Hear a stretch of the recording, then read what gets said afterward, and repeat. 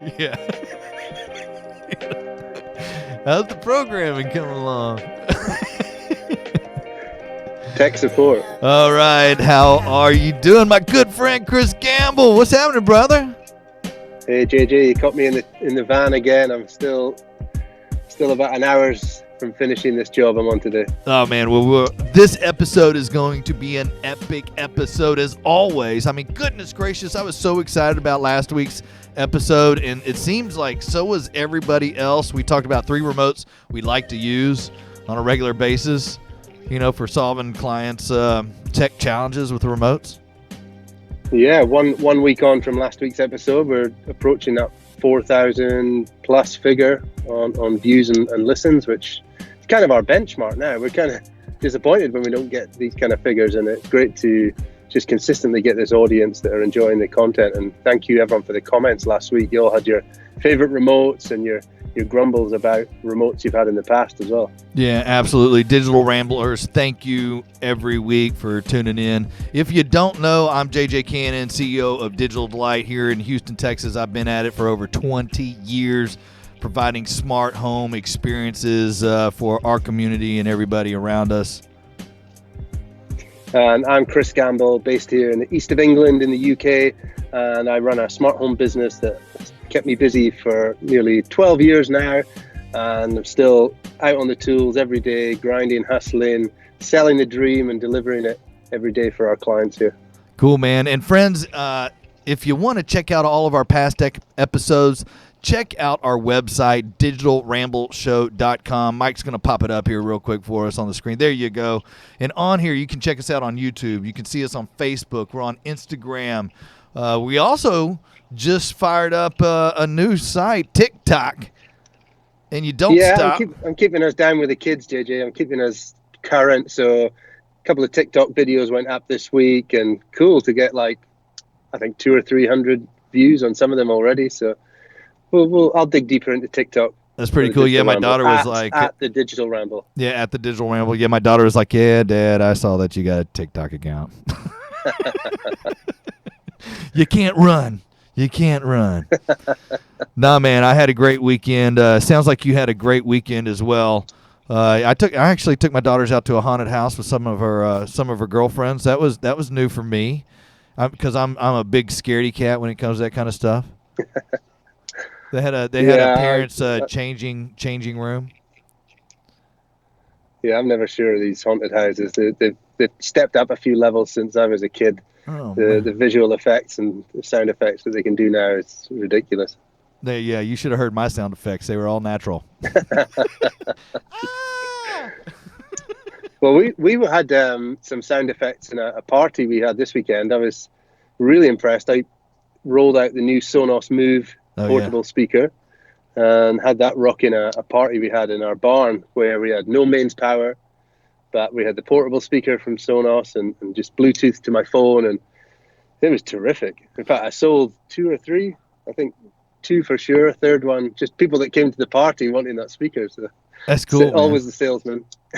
I love that. I love that. And yes, we got my Sonos Move as well. I've got a little video that I'm putting together for our community and our audience, so I'm going to be dropping that here pretty soon as well. All right, G, you ready to get in this? Let's go. Episode 40. Hit it up, Mike. I don't know.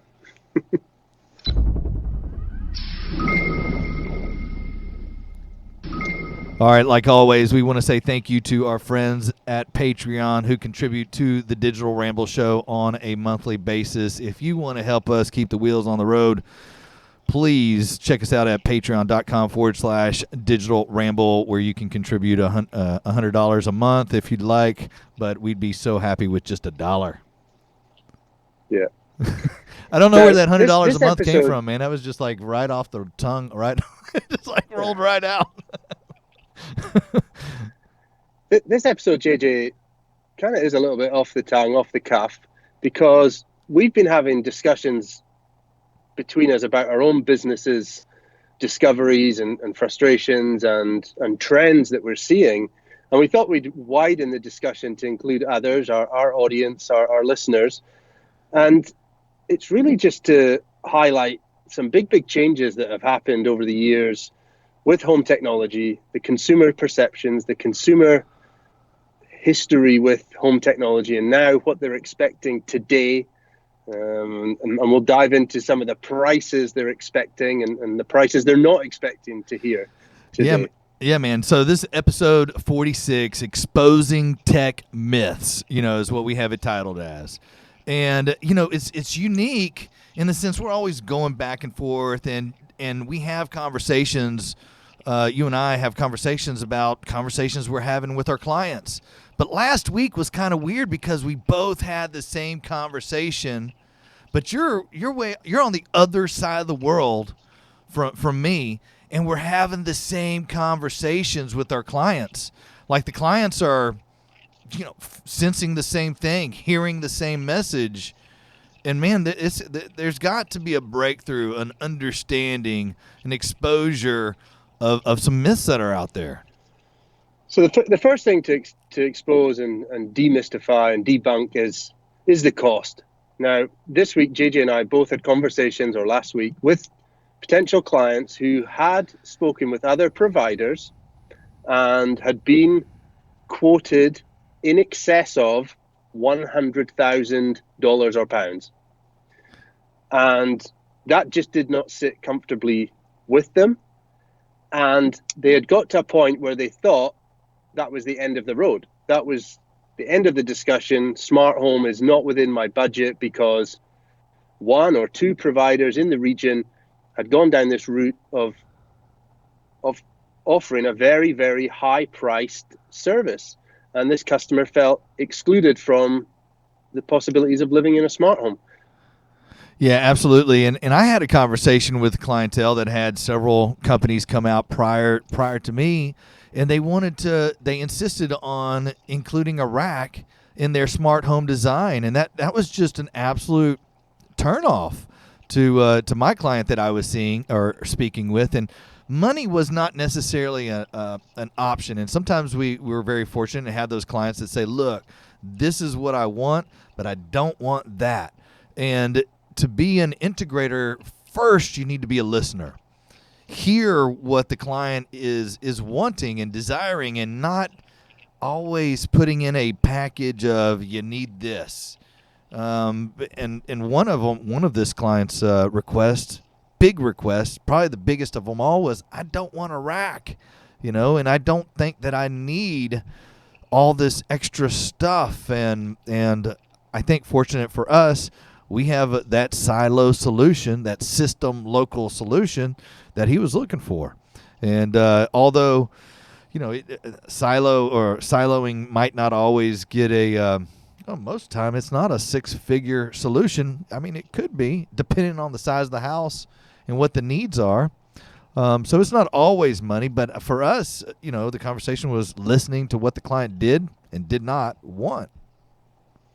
Yeah, so this particular client that we have been dealing with this week and coming up with some pricing for them around what they actually need and want, because it became apparent that what was being proposed to them was what the dealer ultimately wanted to give them. Yeah. He wanted to give them touch screens throughout the house. He wanted to give them 14 zones of audio. Yeah. When we started to ask what was the priorities, what was the must-haves and the not so necessary items, we paired it back to, I think, 6 rooms with music. We paired it back to, they don't want ceiling speakers, they just want improved TV audio and a speaker to play music through. So we looked at soundbar options. They didn't want touch screens in each room. They just wanted simple, easy to use keypads or switches for their lights. And as we started peeling back exactly what they wanted, we've come up with a figure which is a third, and could tumble a little bit further because there's some other efficiencies we feel we can bring, a third of that original quote. And their confidence is returned that they want to have a smart home, because they'd given up on it, JJ. And I was determined to not lose a potential homeowner living in a smarter home, not just for me to close a sale and supply them with my preferences. It was about not losing somebody because they'd been put off. Yeah. Yeah, and the client that I was speaking to, he was just so deterred and so kind of put off by the whole technology in his house. He knew that he needed technology, and he had actually lived with, very expensive solutions in the past, and it just wasn't living up to, what the original buy-in was. But he had also found very affordable consumer items that were a lot more reliable. It's just he needed to be able to have it engineered for a large scale house. This house is like 8,000 square foot, and just understanding and knowing how to design it to accommodate for that size of a home, but using very, affordable solutions in the multiples, because it's not necessarily one, let's say Google Hub or one Amazon Echo. We're using 10 to 15 throughout the property, and instead of maybe 5 Sonos amps or connects on an amp, we're using 10 to 20 amps for an entire property. But all the solutions that we were suggesting were manufacturers that he was aware of. He had seen success with friends, as well as personally in his other home that he had. Actually, I think he had 2 other homes, but they weren't scaled, for as large as what we're talking about doing at this house, and it put him at ease. What I think is one problem is that because there's only so many professional installers of technology, there's only so many businesses out there doing this service, and the demand is very high. Installers can be kind of quite selective to customers who can afford them or want to pay the higher prices for some of the services. They also are wanting to just do the biggest houses in the nicest streets, the best zip code, postal code.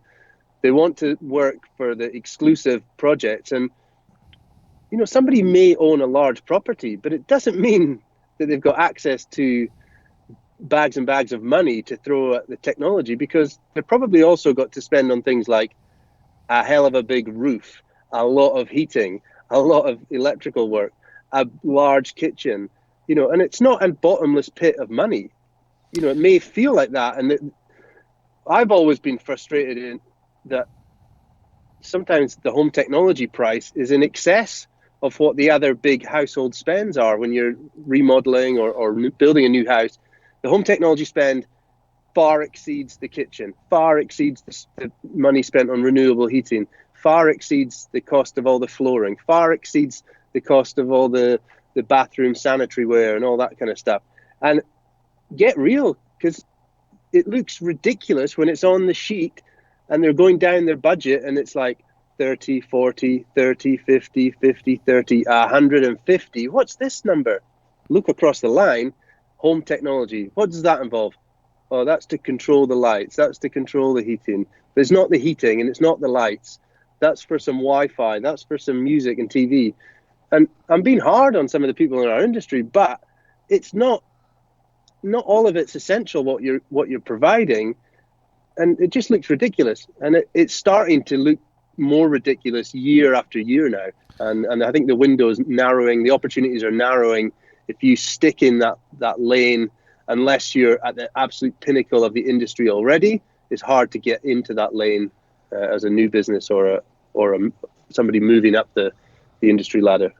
Yeah, Gamble. One thing that we shifted was from the whole automation vocabulary to more of control and management, of these systems, and really working with the electricians or with the plumbers or irrigation companies, and really adding on. It's like there's already a provider for that particular area of the home, but how can you improve upon it? And then how can you improve upon it, but why?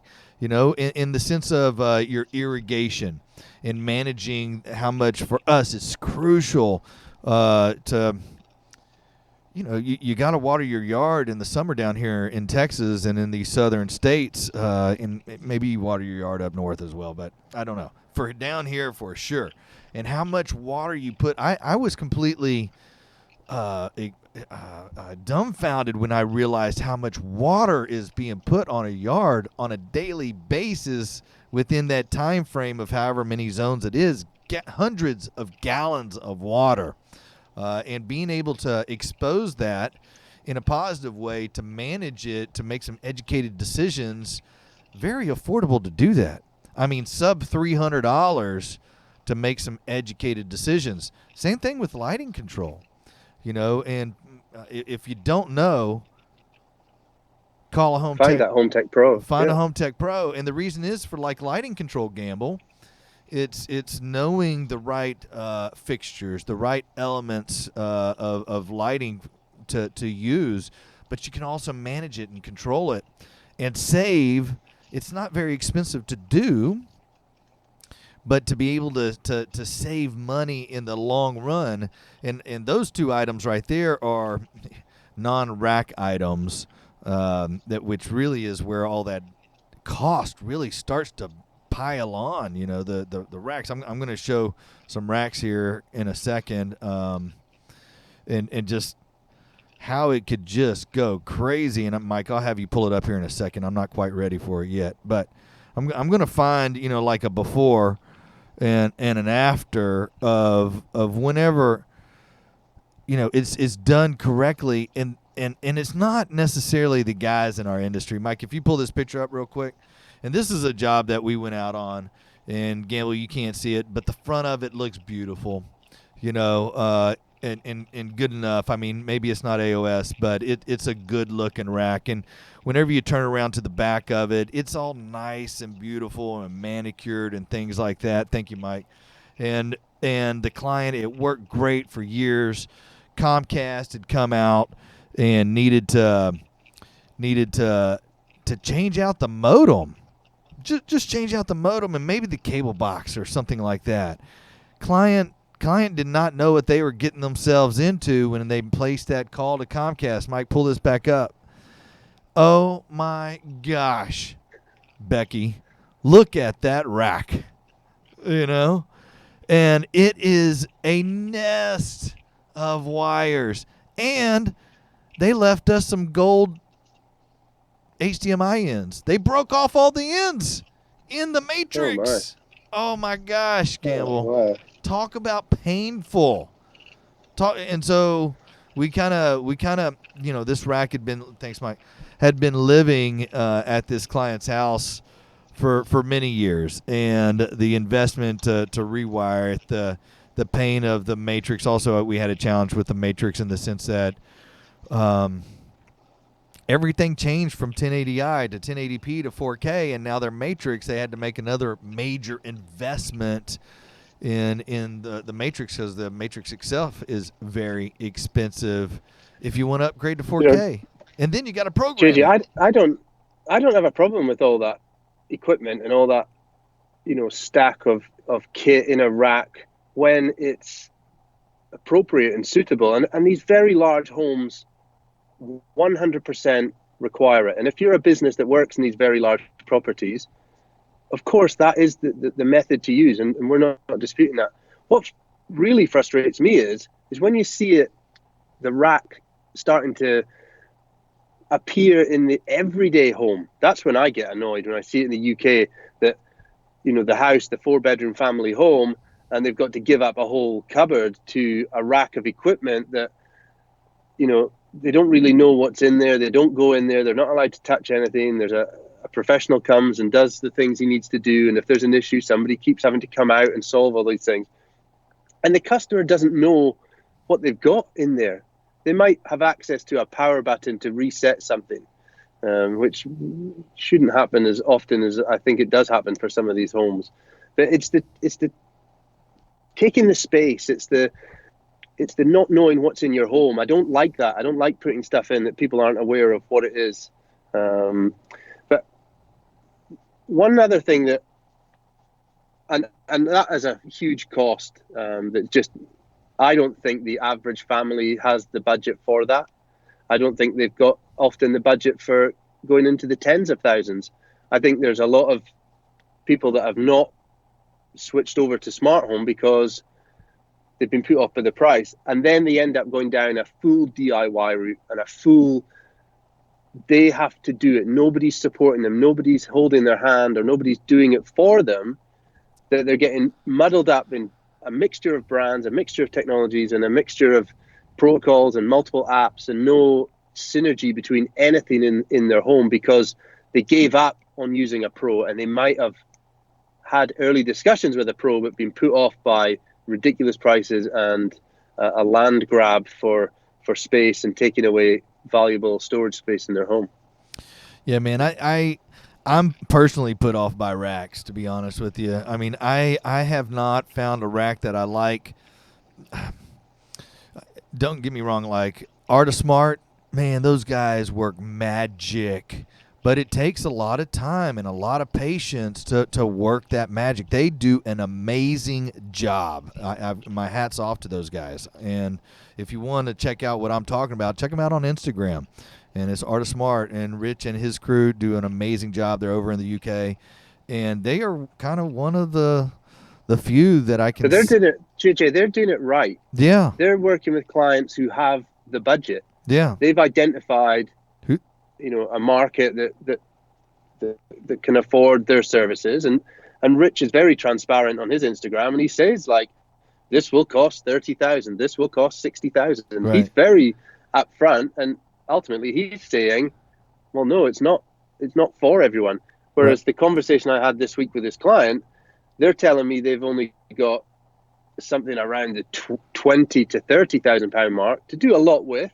But some of the brands will fit in and meet their budget. But for an installer not to even listen to that and hit them with a six-figure sum for what they think is not out of this world, what they're requesting. They think it's quite normal things like TV, music in several rooms, and lighting control. To have that figure put in front of them, I can't imagine what that feels like, because I think one of the problems is there's no price list for our industry. There's no menu.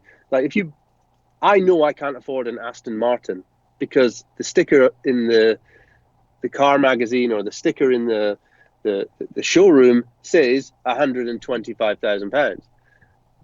I know I can afford a family hatchback for £22,000. So I'm going to look at vehicles in that category. There is no highlighting or menu or transparency on how much this tech costs.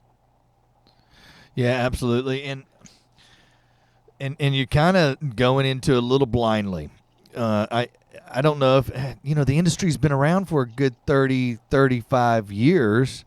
And still there's really no exposure of understanding to a broad community of what some of these tech solutions are. Because everything that we have access to, there's 10 to choose from. Like, there's 10 television options per manufacturer to choose from.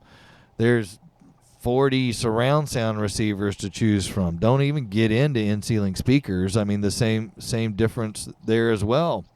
And matrices and the amount of rooms, and it's all truly designed per what that person, client's needs and requests are, and ultimately up to the home technology professional to be listening to exactly and understanding what that client's needs are so they can design accordingly as well as price accordingly. Yeah. So I need to go back to work, and I'm being very blunt there. Yeah. I genuinely need to go back to work. But one thing I just wanted to highlight is, and this is, again, comes from recent conversations, when you're proposing some of these systems to customers, and if you're the homeowner and you've got these in front of you, a lot of the brands that you're going to be faced with, you have never heard of them. You have almost no opportunity to research them properly. You've got probably no one in your circle of friends that's had these systems in their home, so there's nothing to reference against. The YouTube videos for these products look amazing because they're based around a very high priced home. that's had a huge budget and lots of headroom to deliver, what these systems can do, these high-priced systems. But again, unless your house looks like the one in the video, it's a no-go for me. Don't be sucked in that you need to spend this amount to control lights, control climate, voice control your house, receive calls from your front door, get alerts that the drinks cabinet's been opened, or get Wi-Fi around the home and all the way down to the bottom of the garden. It doesn't cost that much. And look for brands that you've heard of, because now there are brands that you've heard of that are delivering these services.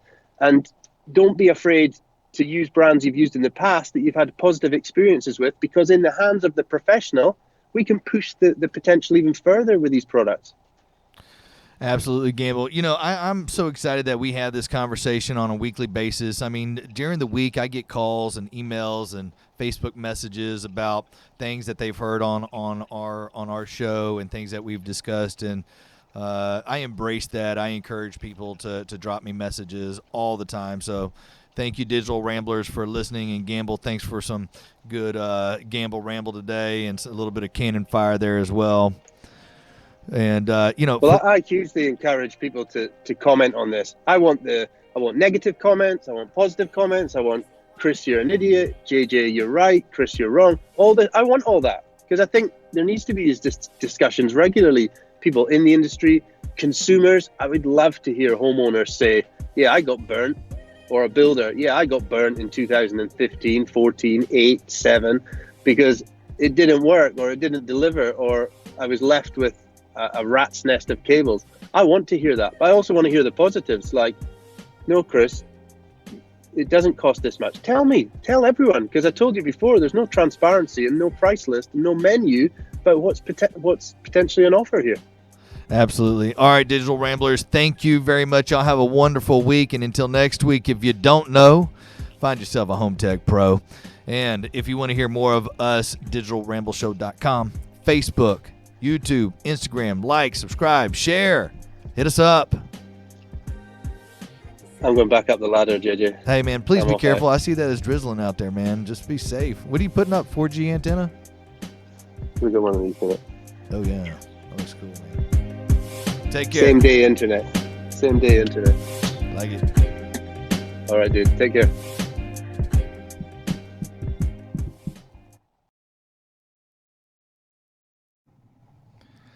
Every month, the Digital Ramble will receive a regular source of income from supporters who've pledged through Patreon.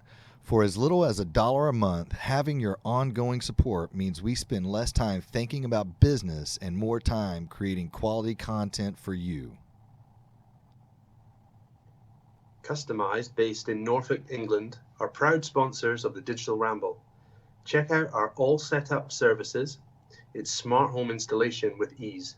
Customize.uk.com. If you're looking to make your basic home smart, check out digitaldelight.com/shop, where they have a variety of different smart home technology solutions that help make smart home shopping easy for you. Check out digitaldelight.com/shop.